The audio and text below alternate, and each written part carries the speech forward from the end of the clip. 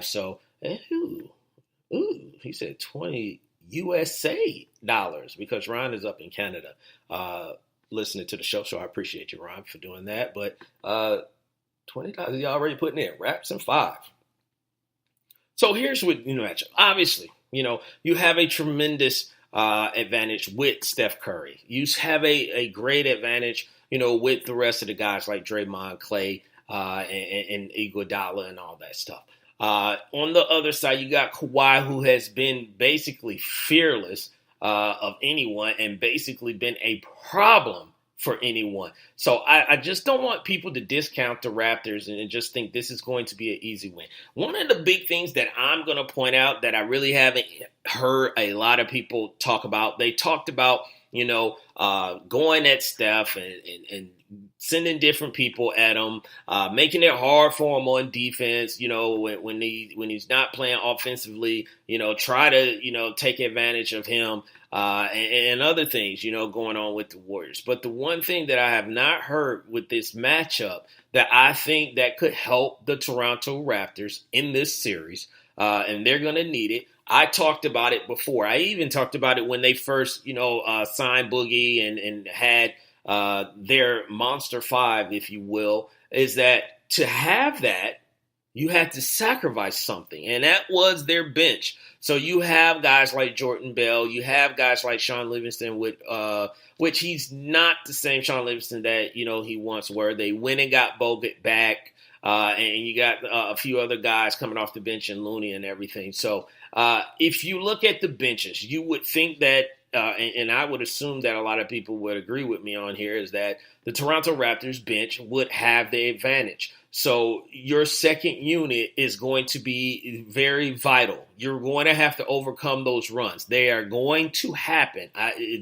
You have to put it into your game. You have to put it into your makeup, however way you want to do it. But those runs that the Warriors go on with Clay and Steph and the rest of the other guys, it is going to happen at some point. You also have to have, which is why I'm saying it's great to have a guy in Kawhi on your team. You have to have a mental makeup of, if that happens or when it happens, that it just happens and you just got to keep playing your game and eventually, you'll be able to take on or bear, the onslaught of that run that the Golden State Warriors are going to put on, or you're going to put on a run yourself to get back into the game. But going back to the bench, that's why the bench is going to be so important for guys like, Van Vliet, which obviously he's not going to have a 3-point performance like he did against the Bucks those last 2 games. That's you can't expect him to do that. But you are going to need him and Norman Powell to be a presence as a second unit out there to help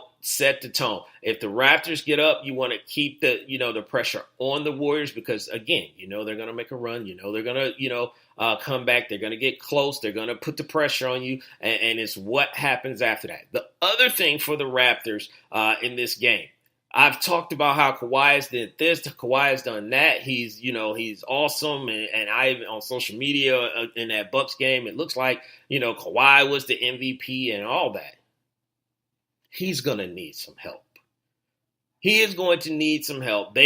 Golden State will double, triple team Kawhi to do anything to get the ball out of his hand, basically like they did with Dame Lillard and CJ McCollum. Anything to get the ball out of his hand. And guys like Serge Ibaka, guys like Siakam, guys, I already mentioned Van Vliet, but Van Vliet and really a guy like Danny Green. They're going to need those guys to step up. They're going to need those guys not to be shy at the moment. And I don't think anybody like Danny Green is going to be shy of the moment because of his experience that he's already had in previous finals and playing with Kawhi and also playing in the for the Spurs organization. So I really don't think you have to worry about that. I just really think you need to worry about some of the other guys. Is the moment going to be too big, for them?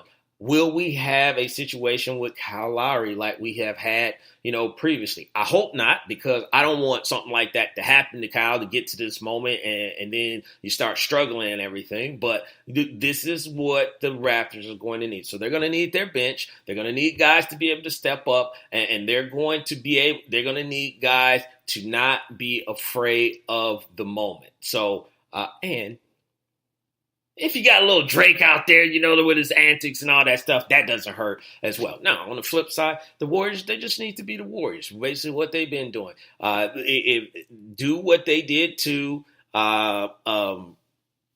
the Rockets and the Blazers. Draymond will be running the point at times, and it's just a fast up and down. Utilize your defense to make an offense. And that's something they kind of got away from this season that they were known for. But they need to get into a hot groove and be able, once again, take the ball out of Kawhi's hand. But any missed shots, get on top of them as fast as they've been doing before. Continue with that, and Kawhi will get his points. It's not like, you're going to hold him to 10 points or anything like that. Now, could he have just a crazy game? Yes, that's always possible. But, the odds is that he's not going to have a low-scoring game, so you just got to slow him down, on it.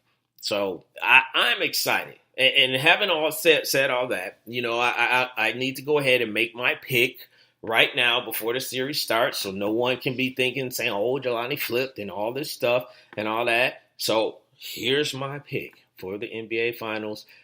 First off, it's going to go 6 games. I don't know what people are talking about, this sweep and, 5 games and all this stuff. Both teams are, as infamous Rasheed Wallace would say, both teams play hard. So both teams will play hard, and this thing is going to go 6 games. And I'm going to lean towards just slightly because I think Game 6 will be a very tight game to get a win for a championship. I'm going to lean to the champs right now. And, not right now. My pick is going to be for the Golden State Warriors. They're going to eke this thing out and find a way to win, but it is going to probably be their toughest championship that they have won yet to date. So 6 games, I got the Warriors winning it in a close Game 6. So that's my pick. Book it, if you will. Some people, will definitely mark me down. I think Mocha Bella is out there listening, so she would definitely mark me down. So shouts out to my man Melvin, who's in the chat room as well. And we'll be talking about Melvin a little bit later. If you got a car, don't go anywhere. You want to hear what I got to say or what I have for you concerning an automobile. So shouts out to my man Melvin that's out there. So we talked about the NBA Finals, but, the Eastern Conference Finals was still going on last time when we were on the air, and I was kind of a little bit partially saying that, the Milwaukee Bucks was going to win. Boy, was I wrong. Yeah. Boy, was I wrong. What happened to the Bucks? They blasted through my Detroit Pistons. No surprise there. They showed Boston, after one game, they gave Boston I guess a courtesy game, if you will. They gave them the business. And then they got in this matchup with the Raptors. And I'm going to tell you, it's very simple. It's very easy. It is not a science or anything that really needs to be broken down in a lot of detail, if you will. There's 2 things that I saw from this matchup that end up catching up with the Milwaukee Bucks. The first one, they couldn't handle the pressure. You could see, as things got tight, guys don't want to take shots. They are making, some of the same plays. Because, especially Game 6, Game 6?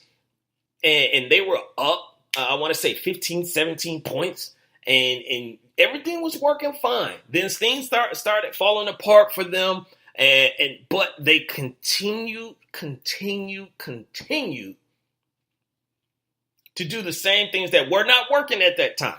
And I didn't get why they didn't change it up. Giannis driving, draw extra defenders, kick it out, they shoot, threes, that three after three after three after three, and they were missing them. Started missing them. So they were making them. So, of course, you keep doing what's working. But if it's not working anymore, then you need to come up with another idea. And all I was saying is that step inside a little bit, take a higher percentage shot, and get your confidence back. And also still while continuing to put pressure on the Raptors. And they not do that. They kept doing those long jumpers, those 3-point shots, and they were not going in, and the Raptors got into this game. The other thing that happened with this matchup and with the Bucks falling apart, because that's exactly what they did in Game 6. They fell apart, is that Giannis,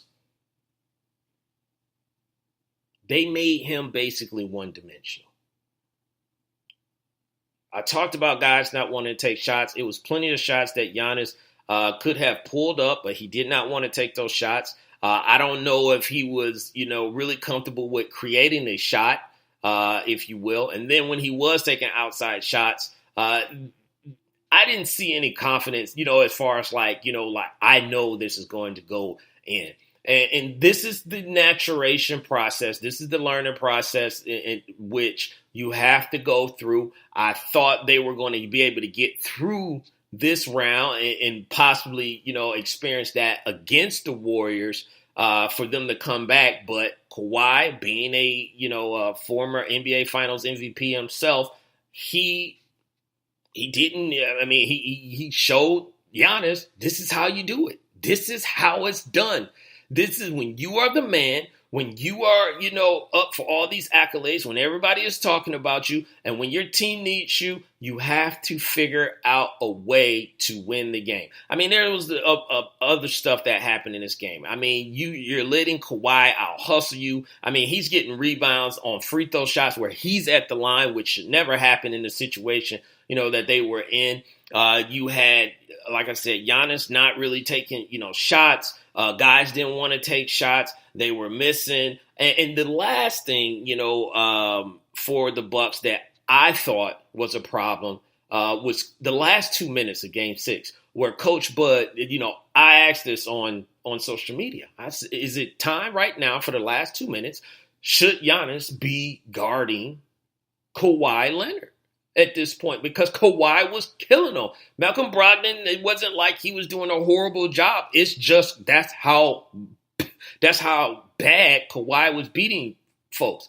At this point, I'm like, our season, our championship aspirations is on the line. If I'm going to lose, let me go out, in a blaze of glory. And I'm going to switch up and I'm going to take my chances. And I'm going to say, Giannis, you are on Kawhi for the rest of this game. Do not let him out of your sights and get the ball out of his hand to someone else.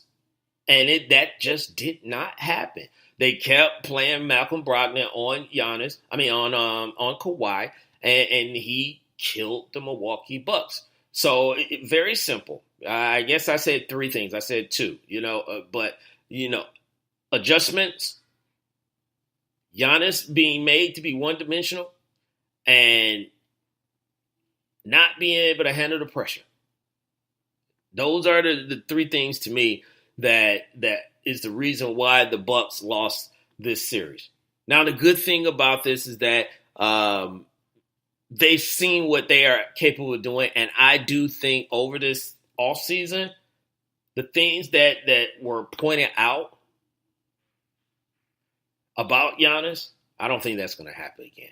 I think he's definitely going to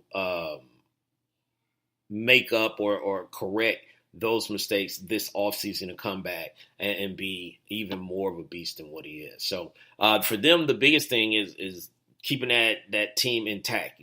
Guys like Brook Lopez, guys like George Hill, guys like Chris Middleton, who I think is expected to opt out of his last year of his contract. So it's being able to pay guys, but then also still getting some help, because you're going to need some help. If Kawhi stays in the Eastern Conference, you still got a problem, there. But then you also still got to think, we don't know what's going to happen with Boston. They could still be a team that should be taken seriously. You got Philadelphia. Hopefully, they get better. And you got some other teams that's going to be sitting out there on the cusp trying to make a name for themselves as well. And let's not forget, if Kevin Durant actually does leave the the Golden State Warriors to go to New York and Kyrie goes there with him, or somehow they trade to get Anthony Davis, then that's another team that you got to worry about. But Giannis, he did very